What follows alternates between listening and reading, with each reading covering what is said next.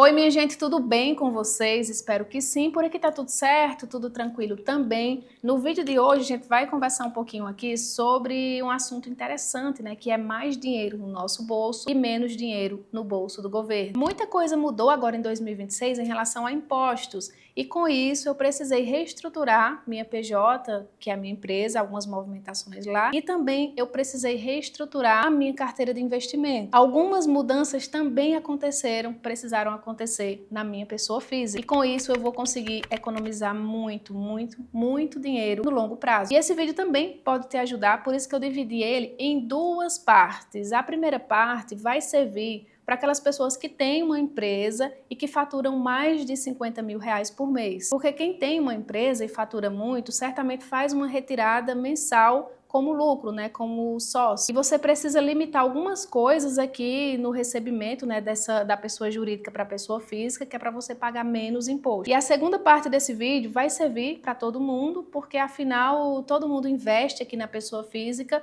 e fazendo algumas alterações na estrutura da carteira física, vocês podem evitar pagar muito imposto. E uma dessas mudanças envolve não investir no Tesouro Selic, dependendo do seu objetivo. Tesouro Selic e CDBs, mas eu vou falar sobre isso mais na frente. Bom, vamos lá, ó. A parte 1 desse vídeo é para quem tem empresa e tem receita superior a 50 mil reais por mês. Antes, em 2025, se entrasse 200 mil por mês na PJ, na empresa, na pessoa jurídica, eu mandava uns 150 mil para a pessoa física, isso por mês, e tava tudo certo, não pagava nada de imposto, porque essa movimentação aqui era isenta de imposto de renda. Eu podia transferir 200 mil, 300 mil para mim dentro do mês, como distribuição de lucro da minha pessoa jurídica para minha pessoa física, e eu não pagava nada. Deixa eu colocar aqui pessoa física para ficar organizado. Só que agora, em 2026, isso foi limitado. Se a pessoa física receber mais de 600 mil reais por ano, isso dá 50 mil por mês. Vai ter imposto aqui. Então, isso é igual a imposto. Se eu continuasse mandando 150 mil por mês para a pessoa física, eu iria pagar 10% de imposto anual. Só que se eu continuar mandando 150 mil por mês para minha pessoa física, no final do ano,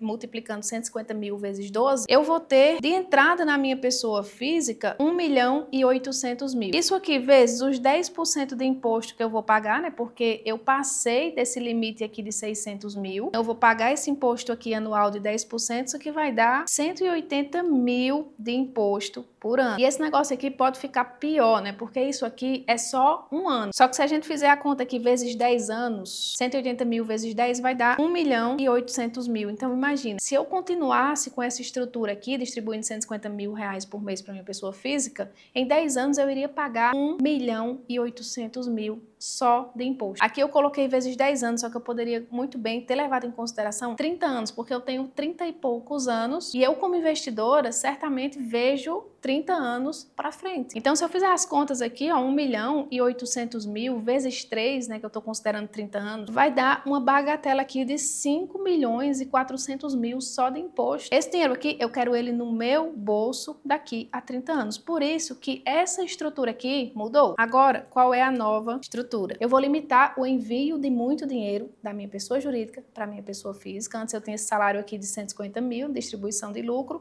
Agora, uma distribuição de lucro de 35 mil reais por mês. Como eu estou limitada ali a receber até 50 mil reais por mês para não pagar imposto na pessoa física, e isso soma tudo, distribuição de lucro, dividendos também vai entrar nessa conta, Prolabore. Prolabore é o salário do dono da empresa. Tudo nessa conta aqui vai ser inferior, vai ter que ser inferior a 50 mil por mês. Então eu vou controlar isso e de distribuição da minha PJ para minha pessoa física vai ser apenas 35 mil reais. Mas aí você deve estar se perguntando, né? E o dinheiro que vai acumular na pessoa jurídica, na empresa? Porque se antes eu distribuía quase todo o lucro para minha pessoa física e da minha pessoa física eu saía distribuindo para os investimentos e agora eu vou distribuir só 35 mil, vai acumular muito dinheiro na empresa. Isso aqui é muito simples. Esse dinheiro que vai acumular na empresa, ele vai ser investido na empresa. Eu vou investir através do CNPJ da empresa. Então, ao invés de eu transferir tudo para a minha pessoa física e investir pelo CPF, CPF, eu vou deixar esse dinheiro acumular na pessoa jurídica e vou investindo na pessoa jurídica, vou investir em ETFs. Com certeza você já ouviu algumas vezes que é muito melhor investir pela pessoa física, que paga menos imposto, do que investir pela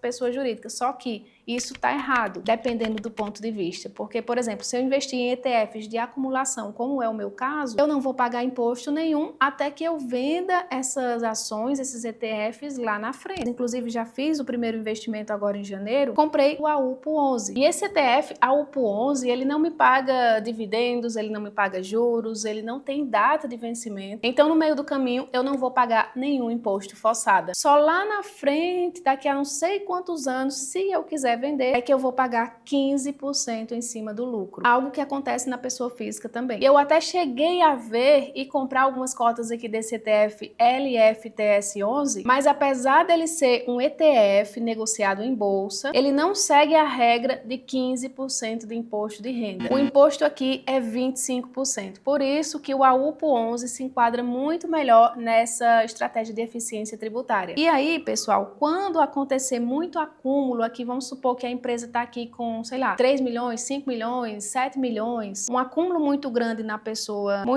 na pessoa jurídica, como é que eu vou fazer para ter acesso a esse dinheiro? Como é que eu vou usufruir desse dinheiro como pessoa física? Eu vou simplesmente criar uma hold e vou transferir esse dinheiro da pessoa jurídica, que é a minha empresa atual, para outra pessoa jurídica, que vai ser a holding. E lá na frente eu vou poder vender esses investimentos e transferir todo o dinheiro de uma só vez para minha holding. E transferindo entre CNPJs, eu não pago nenhum imposto por isso, diferente se eu transferir esse dinheiro para a pessoa física. E claro, tudo isso dentro da lei, porque aqui no canal, como você já me conhece, eu não ensino nada fora da lei aqui, ensino tudo certinho de como a gente faz para deixar os juros compostos agindo no nosso dinheiro de forma legal por mais tempo. Depois da hold, né, você deve estar se perguntando, tá, mas você mandou o dinheiro para uma hold, mas como você vai usar esse dinheiro da hold na vida real? E é muito simples, porque através de uma hold, não vou explicar a fundo sobre hold, porque esse vídeo vai ficar muito longo,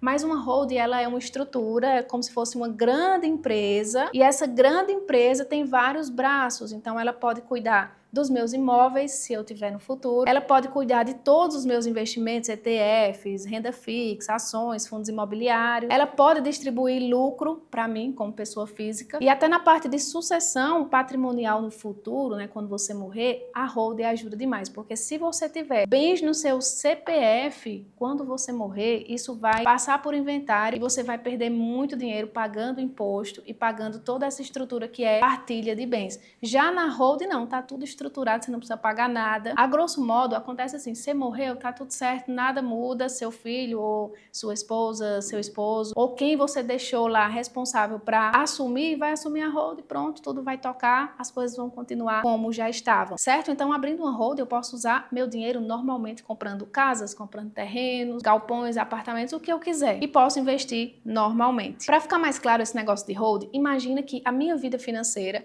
ela é dividida em duas partes, um grande cofre e um bolso normal, onde a gente colocava dinheiro, né? Porque ninguém coloca mais dinheiro no bolso, mas imagina isso, um grande cofre e um bolso, que é bem menorzinho. O bolso é meu CPF. Aqui eu só preciso ter o dinheiro de comer, de viajar, de comprar uma roupa, de fazer um lazer, coisas da vida normal. Agora, o cofre é a minha holding. Aqui no cofre não é para eu estar gastando dinheiro, isso aqui é para construir patrimônio. É onde eu pego o dinheiro daqui e vou comprar imóveis, vou investir, vou reinvestir, vou reorganizar tudo, vou distribuir quanto eu quiser para minha pessoa física. Dentro do cofre, o dinheiro vai ficar crescendo lá dentro sem que eu precise estar pegando parte dele e pagando imposto toda hora. Deu para entender mais ou menos? Certo? Entendido essa primeira parte, agora vamos para a parte 2, que é para qualquer pessoa que queira pagar menos imposto e ter mais lucro no bolso. Acho que todo mundo que está aqui, todo investidor, quer justamente isso, pagar menos imposto e ter mais dinheiro, mais lucro no bolso. Ó, na minha renda fixa estrutural, quando eu falo renda fixa estrutural, eu não tô falando de reserva de emergência, nem de um dinheiro que você tá guardando para fazer uma viagem, nada que tenha carimbo. Renda fixa estrutural é uma renda fixa que você quer deixar lá por anos e anos crescendo. Sabe aquela parte do dinheiro que você quer que cresça, mas quer que cresça em renda fixa, sem participar de toda a oscilação da bolsa? Pronto, essa renda estrutural da minha carteira pessoal tá em Tesouro Selic, tem alguns títulos IPCA também, mas para esse exemplo de eficiência tributária, eu vou falar aqui do Tesouro Selic e CDBs. Eu também tenho uma boa grana em CDBs que não faz exatamente parte da minha reserva de emergência. Por isso que eu chamei aqui de renda fixa estrutural. Tenho aqui no Tesouro Direto quase R$500 mil e também uma boa grana em alguns CDBs. Os alunos lá do treinamento Passos da Riqueza, eles têm acesso às minhas movimentações mensais. Então eles sabem tudo aqui da minha carteira, como é que eu estruturo. No momento as inscrições estão fechadas, mas se você quiser fazer parte da próxima turma, que vai acontecer em março de 2026, eu vou deixar o link aqui embaixo para você clicar, conhecer o treinamento e se inscrever na lista de espera. Lembrando que as vagas sempre são limitadas, então se você quiser fazer parte, é interessante que você participe da lista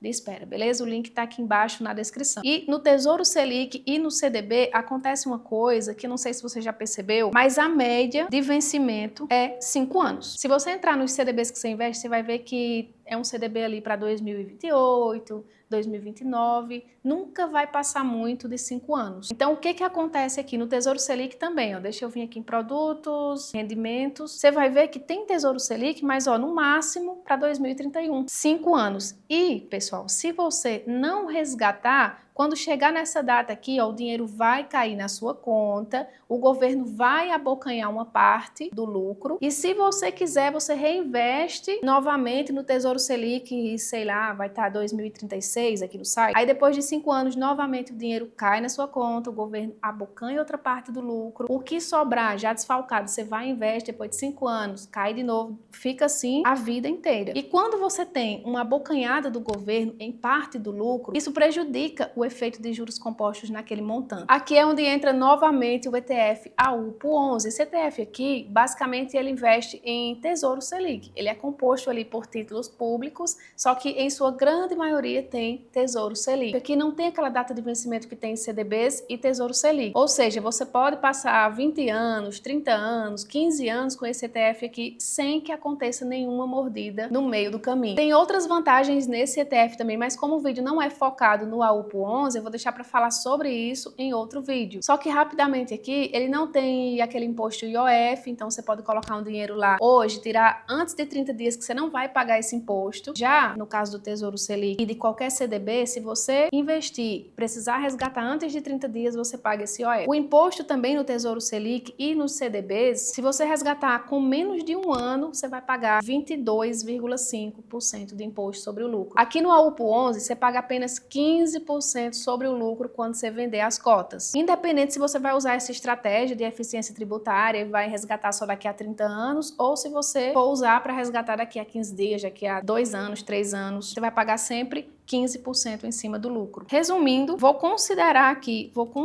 eu tenho R$500 mil juntando Tesouro Selic mais CDB e vou fazer uma comparação na prática aqui com vocês, para vocês verem o quanto que eu vou economizar. Fazendo uma comparação aqui dos próximos 30 anos, porque como é uma renda fixa estrutural, eu não vou precisar ficar resgatando. Então, o dinheiro que está lá, eu não faço nem planos de usar antes de 30 anos. Então, eu vou considerar essa idade aqui, esse tempo de 30 anos. Se eu deixar esses 500 mil investidos como estão hoje em Tesouro Selic e CDB, como é que vai funcionar isso? Ó, no primeiro ciclo de 5 anos, lembra? Tesouro Selic 2031 e tudo mais. No primeiro ciclo, ó, botei aqui 500 mil. Em 2031, eu vou conseguir 805 mil e esses quebrados. De lucro aqui, eu vou ter 305 mil e esse quebrado. Se eu tirar os 15% de IR, vai dar 45 mil de imposto que eu vou pagar lá em 2031. Então, eu pego o que sobrou, que são esses 759 mil, vou reaplicar de novo no próximo Selic ou então no próximo CDB, que também vai ter um prazo semelhante de 4 a 5 anos. Aí eu reinvisto isso aqui, aí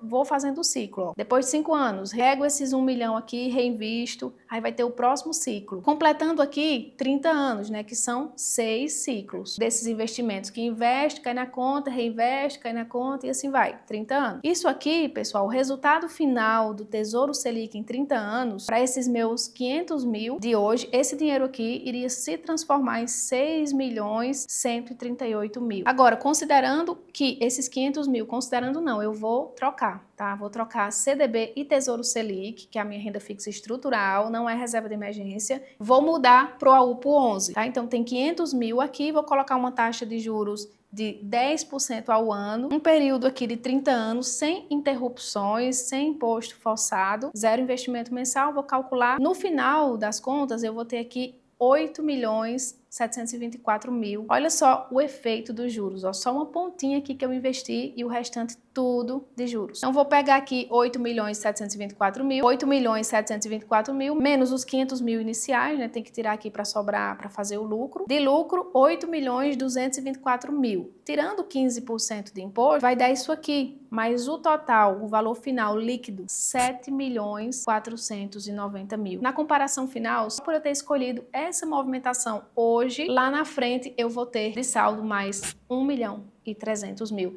Isso considerando que vão ser só esses 500 mil iniciais, né? Mas eu não paro de investir em renda fixa, eu não vou parar de investir nesses ETFs. Vou transferir esse dinheiro, mas vou continuar investindo mensalmente nesses ETFs. Então o montante vai ser muito maior. E eu vou continuar investindo mensalmente, normal, como sempre fiz, na pessoa física. Só mudei essa questão de estruturar a renda fixa e em relação ao meu salário também, que eu diminui bastante para evitar imposto na pessoa física. Espero que você tenha gostado dessa aula de eficiência tributária. Resolvi falar o meu caso aqui, porque tem muitos alunos que já estão nesse patamar de ganhar muito dinheiro mensalmente. Tem muitos de vocês aqui do YouTube também, muita gente que está começando agora, vai começar a estruturar essa questão de renda fixa, mas se você está nesse canal aqui, você quer chegar lá. Então é interessante que você entenda o outro jogo, que é quando você chega lá. Porque eu acho que se uma pessoa tem uma empresa que fatura mensalmente ali pelo menos uns 50, 60 mil, eu acho que já é alguém que chegou lá. Então espero de coração que esse vídeo tenha te ajudado de alguma forma. Um beijo para você e até a próxima!